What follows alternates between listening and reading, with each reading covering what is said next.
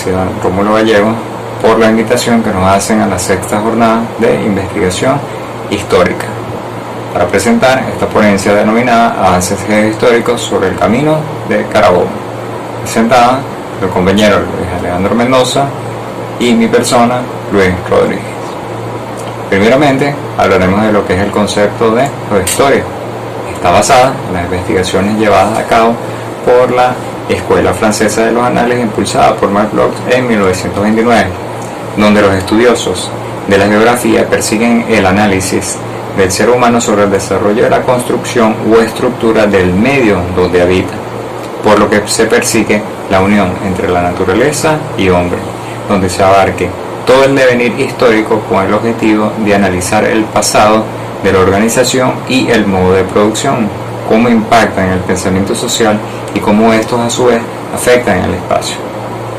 De esta forma, de la estrecha relación que existe entre el espacio y el tiempo, es evidente cómo el estudio del pasado nos lleva consecuentemente a reflexionar el espacio geográfico donde se desarrollan los hechos, el cual está cargado por una estructura de relaciones sociales que se apropian del lugar, y es así, dicho espacio, escenario, es el lugar donde se observan los cambios y permiten analizar el cómo se desarrollan los procesos. Asimismo, tenemos el concepto de herencia cultural, que son aquellos conjuntos de manifestaciones diversas que hemos recibido de nuestro pasado y que han llegado a ser tres testimonios insustituibles que representan el desarrollo de una sociedad y que debemos transmitirlo a las futuras generaciones. Esta herencia cultural pueden ser tipos materiales, que lo que encontraremos esculturas, pinturas o elementos o estructuras de carácter arqueológico, como veremos en esta investigación, o también de carácter inmaterial, es decir, aquellos usos, representaciones, expresiones, conocimientos y técnicas que las comunidades, los grupos y en algunos casos los individuos reconozcan como parte integrante de su herencia cultural. Es decir, que estos van a tener un valor universal excepcional desde el punto de vista de la historia, del arte o de la ciencia. Debemos tener en cuenta que la herencia cultural requieren de políticas y modelos de desarrollo que preserven y respeten su diversidad y su singularidad, ya que una vez perdidos no son recuperables. Asimismo, contribuyen a la revalorización continua de las culturas y de las identidades. Por otra parte, ha adquirido una gran importancia económica para el sector del turismo en muchos países. De esta forma, veremos entonces cómo esta investigación debe tener en cuenta la sostenibilidad, es decir, sacar provecho del patrimonio cultural y a la vez preservar su frágil riqueza. Es decir, requiere no solo protección frente a las condiciones ambientales adversas y al daño intencionado, sino también cuidados constantes y de renovación permanente.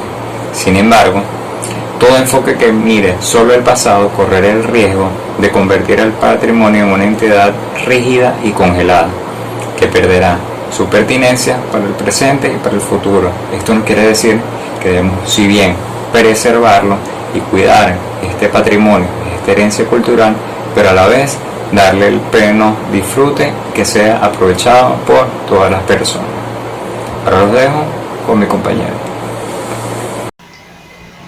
Buenas tardes, pues muy contento en esta tarde y muy agradecido con la Universidad Nacional Experimental Rómulo Gallegos, con el comité organizador de esta sexta jornada de investigación histórica. Sí, honrado con la invitación desde acá, desde el proyecto de investigación científico basado en el interés geohistórico cultural Camino de Carabobo, un camino. Con ustedes el naturalista Luis Mendoza. Bueno, como nos aclaraba Luis Alberto,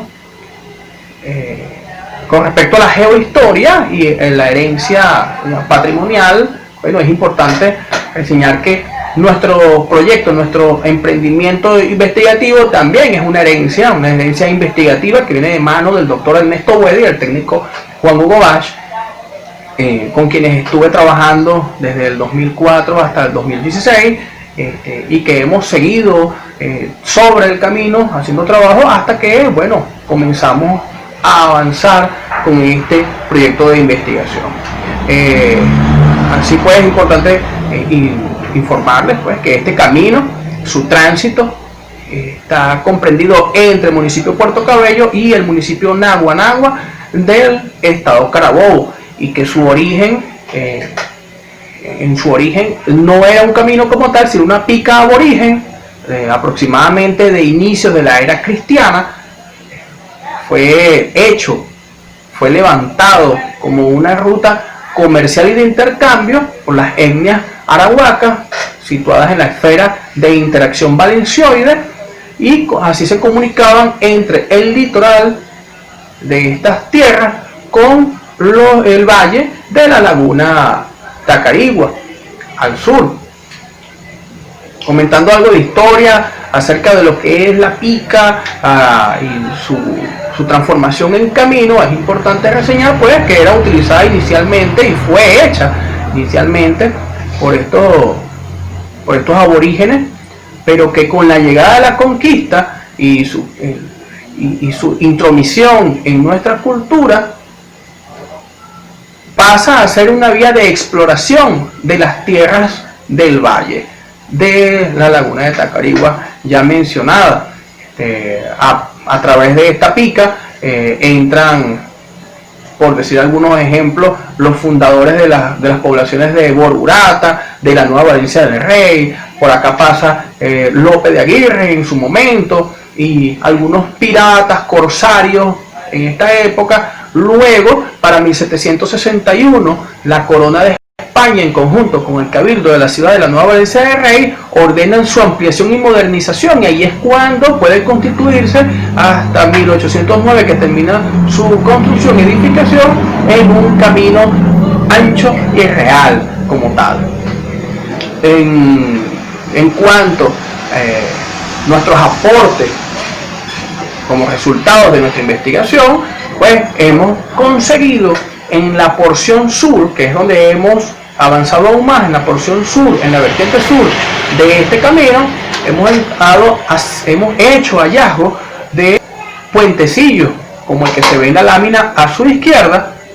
Este puentecillo que se establecía sobre la coincidencia entre la pica original y un desperfecto natural, como por ejemplo una depresión o una vaguada, se establecía una serie de rocas en forma de pequeños puentecitos cubriendo esta falla, esta grieta o vaguada, y se hacía paso sobre el camino sin problema alguno. A la derecha pueden observar una porción pavimentada del camino, porque fue un camino pavimentado en su gran mayoría de extensión, pavimentado con roca de forma adoquinada. O sea, fue un camino empedrado. Pueden observar en esta nueva lámina a la izquierda, pueden observar la calzada del camino y un corte particular, un corte pequeño de baja altura, porque estamos acostumbrados a ver cortes de entre 2 a 3 metros de alto. Este corte es un corte pequeño, pero sobre la roca madre en plena calzada, ¿no? Y a su derecha pueden observar brocales. Este es un ejemplo de brocal. Este fue hallado por el equipo Buede Bash en 2004, pero esto es repetitivo en el transcurso del camino.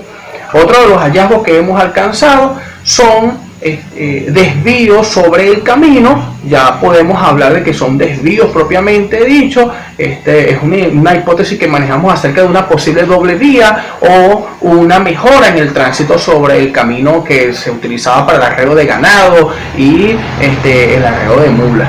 Los desagües, una pequeña modificación de los brocales y de los muros que permitían la salida de agua de lluvia del camino para protegerlo de estos embates. En este muro de contención, que fue hallado primeramente por el equipo Buede Bash, nosotros hemos limpiado el espacio y hemos descubierto que tiene un talón en su base para hacerlo aún más fuerte y duradero. Entre otros avances, bueno, tenemos este levantamiento georreferencial con el sistema de posicionamiento global GPS, utilizando la técnica de promediación. Estamos nosotros ahora queriendo, o vamos a establecer en el futuro, vamos a entregarle a la colectividad que así lo necesite un modelo en 3 dimensiones de este camino. Trabajo que hemos hecho en memoria del doctor Ernesto Güedes, quien dedicó gran parte de su vida a estos emprendimientos investigativos sobre el camino de Carabobo, y con ustedes pues dejamos nuestros contactos y redes sociales para que podamos.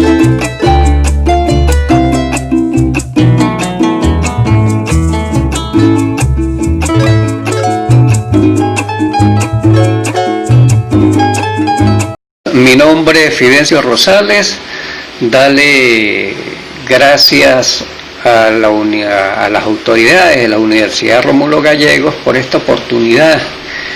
Formación permanente, sistemática, necesaria en estos días que atravesamos por este gran desafío mundial, y que es enfrentar un gran problema generado por el COVID-19, la pandemia.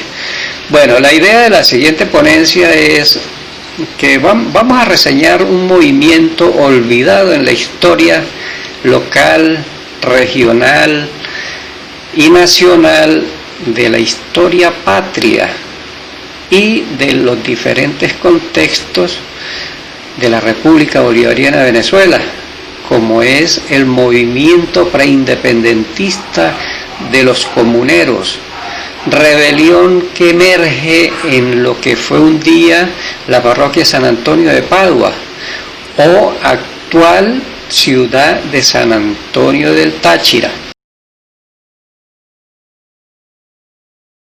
De tal forma que San Antonio del Táchira siempre ha sido una ciudad avasallante, se ha visto inmersa en momentos de su acontecer histórico y ha llevado adelante acciones de confrontación dadas por la posesión de la liberación o emancipación de sus ciudadanos.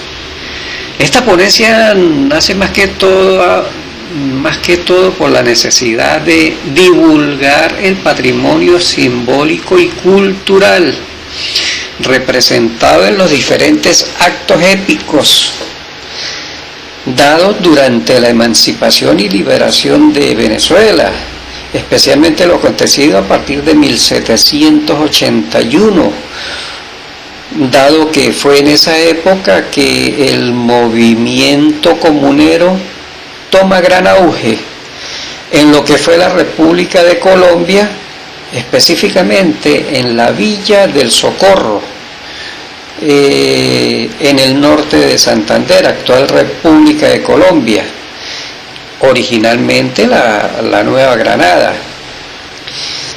¿Qué es lo que pasa? Que en la educación los contenidos y competencias emanados de la historia y de la geografía no están surtiendo un papel protagónico, especialmente en la conformación de una identidad de la prosapia de nuestros ancestros.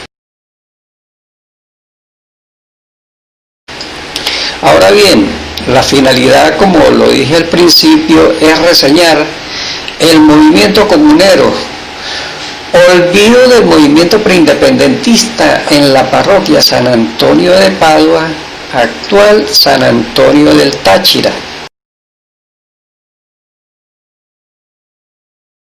De tal forma, el acontecer épico de la villa de San Antonio tiene su registro en julio de 1781, cuando sus habitantes son gestores del movimiento emancipador.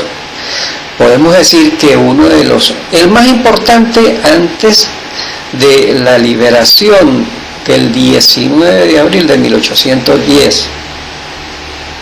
En esa fecha se lleva a tomar el control del gobierno municipal y se designan nuevas autoridades. ¿Por qué?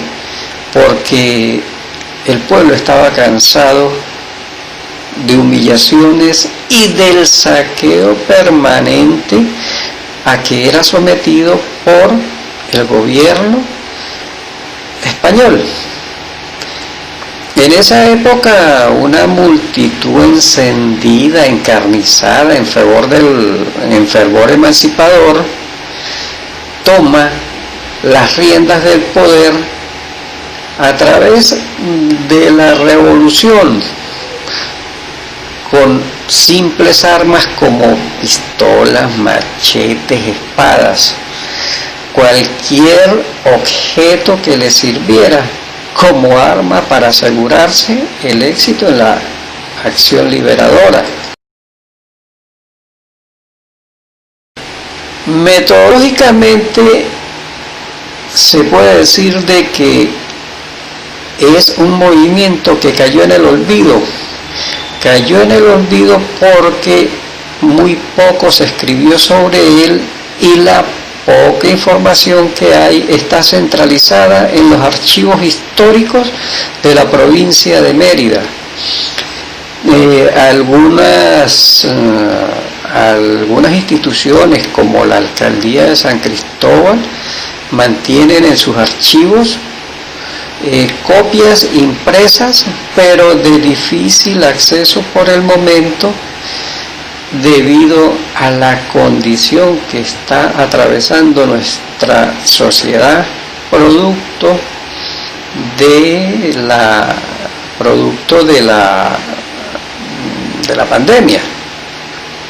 Ahora bien, para hacer una investigación de este tipo, son muchos los investigadores a nivel local y regional que han escrito sobre ella.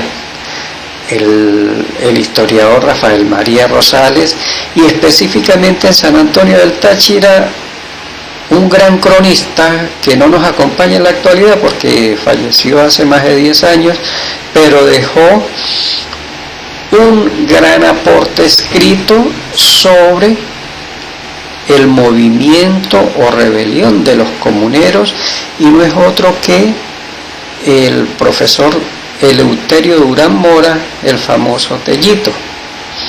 Ahora bien, además de Tello, el profesor Rosales, dedicado a lo que es la exaltación e impregnación de la memoria histórica y el simbolismo patrio presente en la localidad. Como el movimiento comunero debe ser abordado desde la interdisciplinariedad de las ciencias a fin de lograr un consenso. No es mucho lo que hay escrito, pero lo que hay escrito nos permite establecer un mecanismo de investigación y las bases para sustentar investigaciones a futuro. Después de realizar toda una serie de escritos, informaciones en internet, etcétera, llegamos a las siguientes conclusiones. El movimiento revolucionario emancipador de los comuneros no tuvo éxito. ¿Por qué? A él se incorporaron la base élite, la incorporación de ricos propietarios y grandes hacendados de la localidad, es decir, la parroquia San Antonio de Padua. Los mismos manifestaron sentirse obligados por temor a perder sus propiedades. Existía una minoría en cuanto a recursos humanos y recursos armamentistas, es decir, una minoría de tropas y recursos en armamento. También debemos recordar que en 1777 se había separado, o el gobierno español separó el virreinato de la Nueva Granada en dos grandes territorios, que fue la Nueva Granada y la Capitanía General de Venezuela. Esta situación de Capitanía General de Venezuela limitó la participación de algunos insurgentes colombianos. ¿Qué recomendamos para rescatar la divulgación? Bueno, que que esto se haga permanente en la escuela, la comunidad y familia de este hecho o acción. Un rescate cultural de la prosapia de los ancestros comuneros en el contexto local, regional y nacional. Y por último, generar competencias de investigación geohistórica sobre los movimientos precursores de la independencia de Venezuela. Muchas gracias.